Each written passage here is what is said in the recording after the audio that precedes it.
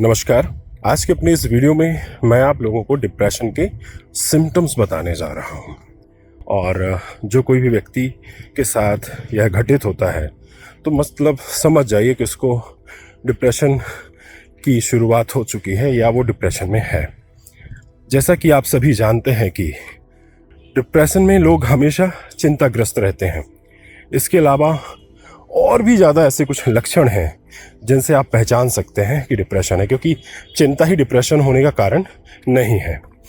तो यहाँ पे जो कारण है वह यह है कि अवसाद से ग्रस्त व्यक्ति हमेशा उदास रहता है। देखिएगा, उसको ना तो कुछ करने में मन लगता है, ना तो उत्साहित होता है, बस हमेशा जो होता है वह उदासी में ही रहता है। इसके बाद किसी भी कार्य में ध्यान केंद्रित करने में परेशानी होती है।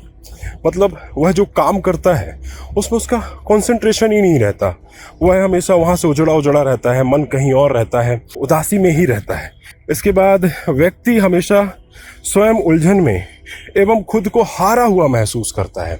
वह हमेशा किसी न किसी प्रकार की उलझन में रहता है और अपने आप को हारा हुआ महसूस करता है कि बस अब वह जिंदगी जो उसकी है वह एकदम हारी हुई लगती है उसे, या वो जिंदगी से हार गया है। अवसाद का रोगी खुद को परिवार एवं भीड़ वाली जगहों से अलग रखने की कोशिश करता है और ज़्यादातर अकेले रहना पसंद करता है। अधिकतर लोगों के साथ ऐसा ही होता है जब वह डिप्रेशन में होते हैं, लेकिन ऐसा होता ही है यह कहना गलत है, क्योंकि कहीं ना कहीं ऐसे लोग कुछ जानबूझकर भी अपनी आदत बनाते हैं पहले शुरुआत में, और फिर बाद में यह उनकी हैबिट बन जाती है। इसके बाद अवसाद से ग्रस्त व्यक्ति में जो आत्मविश्वास होता है उसकी बहुत ज़्यादा कमी होती है। मतलब उसमें जो आत्मविश्वास होता है वह बिल्कुल नील के बराबर हो जाता है, लेकिन वह नील के बराबर हो जाता है तो वह उसकी दृष्टि से होता है दोस्तों, ऐसा वास्तविकता में नहीं होता है, क्योंकि ऐसा कुछ है ही नहीं जो आपके आत्मविश्वास को कोई ख़त्म कर सके। बस इसे जगाने की ज़रूरत होती है। लेकिन मैं एक सिम्टम्स बता रहा हूँ आपसे। इसके बाद अवसाद से ग्रस्त रोगी जो होता है वह हमेशा अंदर से चिंताग्रस्त होता है, बहुत बेचैन होता है और उसे हर समय कुछ न कुछ अजीब सा लगता हुआ प्रतीत होता है। तो यह भी एक बहुत मुख्य लक्षण है अवसाद से ग्रस्त व्यक्ति का। और इसके बाद अवसाद के रोगी कोई भी समस्या आने पर ना एकदम हताश हो जाते हैं। मतलब उन्हें ऐसा लगता है कि बस हो गया, अब जीवन खत्म हो गया, और उन्हें कोई भी राह नज़र नहीं आती और वह एकदम बहुत ज़्यादा हताशी हो जाते हैं। इसके बाद जो अवसादग्रस्त व्यक्ति होता है उनमें जो भोजन की आसक्ति होती है वह बहुत ज़्यादा हो जाती है। मतलब वो बहुत ज़्यादा खाते हैं, बहुत ही ज़्यादा खाते हैं, और स्पेशली जंकी फूड बहुत ज़्यादा खाते हैं। इसके बाद जो अवसाद से ग्रस्त व्यक्ति होते हैं वह किसी भी प्रकार का निर्णय लेने में असमर्थ होते हैं और वह हमेशा भ्रम महसूस करते हैं। उनको भ्रम जैसा महसूस होता है, वह भ्रमित होते हैं।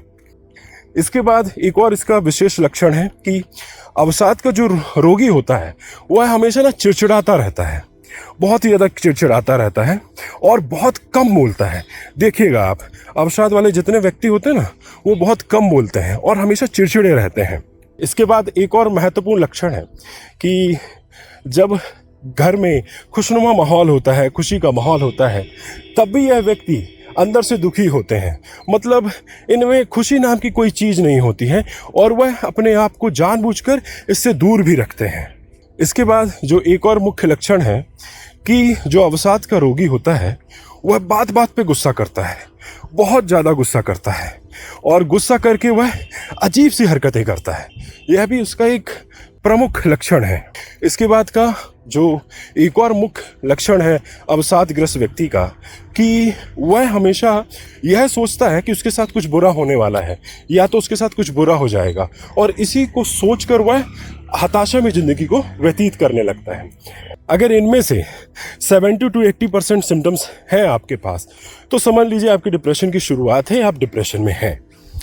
लेकिन आज से आपसे एक दिल की बात बताता हूँ, लेकिन ऐसा ज़रूरी भी नहीं है कि ऐसा होने पर आप डिप्रेशन में हो, या ये भी हो सकता है कि आप जो अपना ज़िंदगी है वह कामचोरी में बिता रहे हो और अभी आपको पता ही नहीं है कि ज़िंदगी में क्या करना है। तो ज़िंदगी में कुछ उद्देश्य बनाइए और फिर देखिए ज़िंदगी क्या होती है। बस ये कुछ लक्षण थे जो मैं आपसे शेयर करने वाला था कि इनको पहचान कर आप इन पे काम करना शुरू करें और अपनी ज़िंदगी को बेहतर बनाएं। अगर इसमें कुछ त्रुटि हुई हो तो उसके लिए क्षमा चाहता हूँ।